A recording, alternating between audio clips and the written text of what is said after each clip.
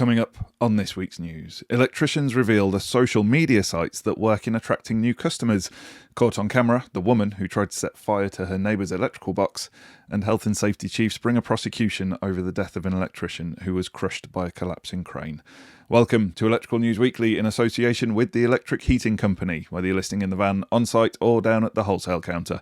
I'm Joe Robinson and I've been through the best of the electrical industry news to save you the trouble. And as always, if you think you've spotted the two words that I've been challenged to slip into this week's show, comment with them below for the chance to win a prize.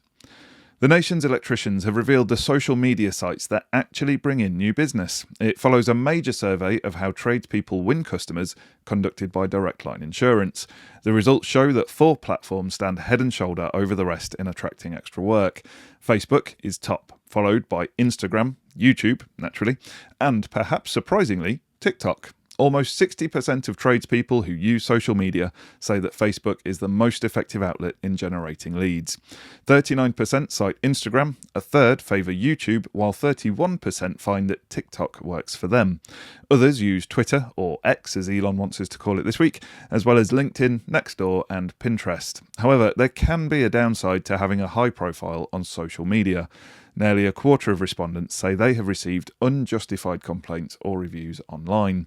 These complaints are damaging to the bottom line. 70% of tradespeople whose company received negative feedback say it had an effect on the company's ability to find business. Might as well go and be a human scarecrow for a living when that happens. In other news, health and safety chiefs are bringing a prosecution over the death of an electrician who was crushed by a falling crane.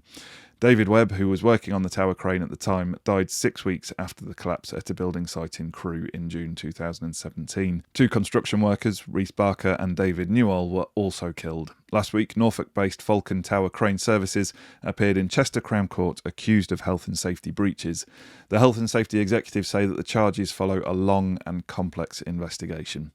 A statement released by Falcon Tower Crane Services at the time said that the company would cooperate fully with all authorities to understand fully the causes of the accident. The case continues. Also in the courts this week is an inquest into the deaths of 2 people in an electrical fire in a house in Peterborough.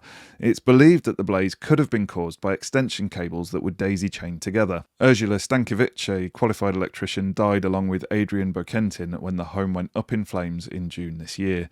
Both were pulled from the burning building by fire crews and rushed to Peterborough City Hospital, but died shortly after arriving.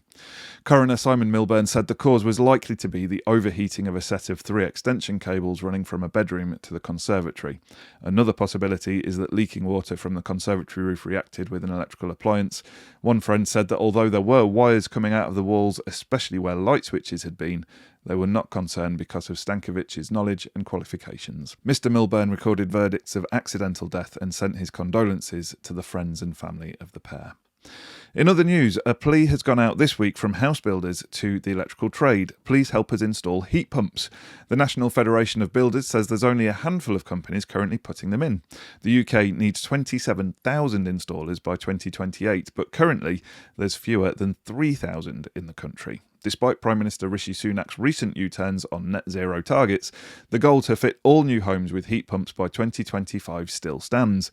I've put some links to heat pump training courses in the show notes. There could be some serious moolah to be made off the back of that if you're willing to screw your courage to the sticking point. Heat pumps are not the only technology rollout that's going slower than expected. The sluggish installation of EV chargers has brought a new and violent phenomenon to our motorway service stations: charge rage. It appears that the burgeoning number of electric vehicle drivers are fighting over a small pool of plug-in points. The situation has got so bad that marshals have been brought in to police the queues. The boss of Britain's top motorway service firm says the long waits are making drivers very angry and stressed. Moto chief Ken McMakin warns that motorway service stations are facing growing public disorder. This is due to a lack of grid connections which prevent him from installing enough car chargers to meet the surge in demand. In product news, the winners of the lighting category of the Build Back Better Awards have been announced in London. Bell Lighting took a green award for its Fire Stagio downlight. The housing stays in the ceiling while the LED modules can be easily swapped out at the end of their life. These are then sent back to the factory. Acrospire took green for its Aeromax standalone solar-powered luminaire. The light harnesses solar power during the day and stores it for use during nighttime hours. One charge can provide continuous illumination for up to 15 days without additional charge from the sun.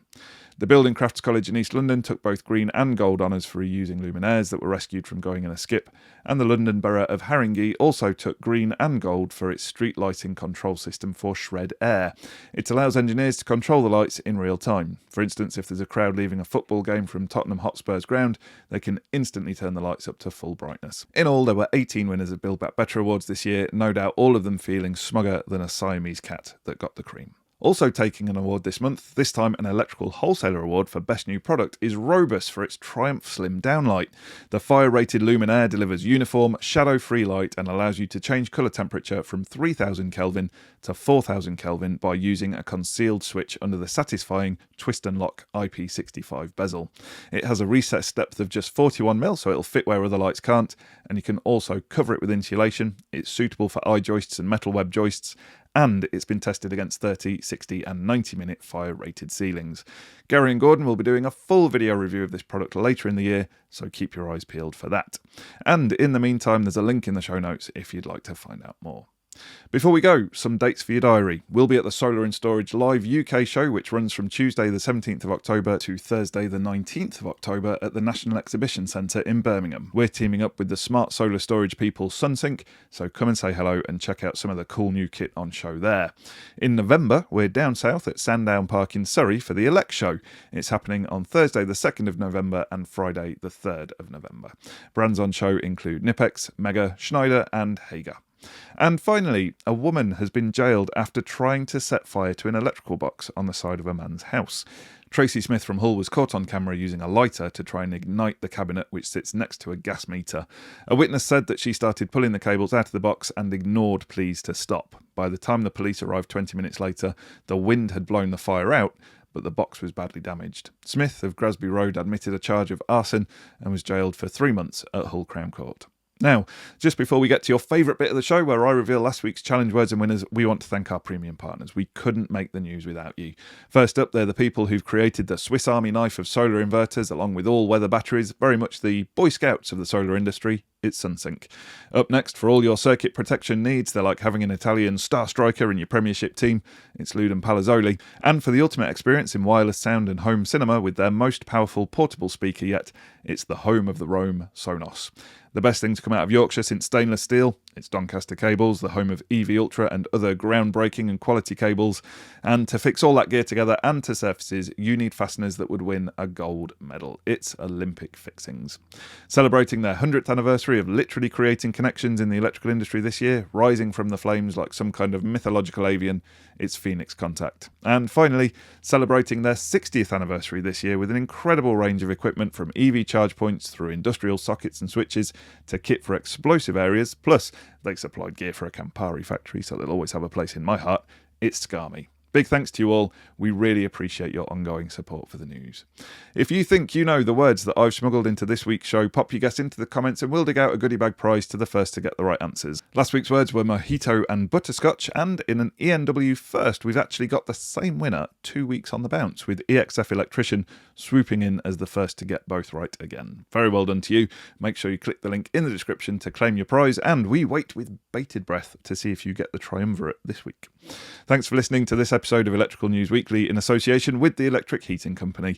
Make sure you subscribe to receive the next update. Thanks for listening, and until next time, have a great week. Stay safe out there, and remember, there's no such thing as a torque calibrated arm.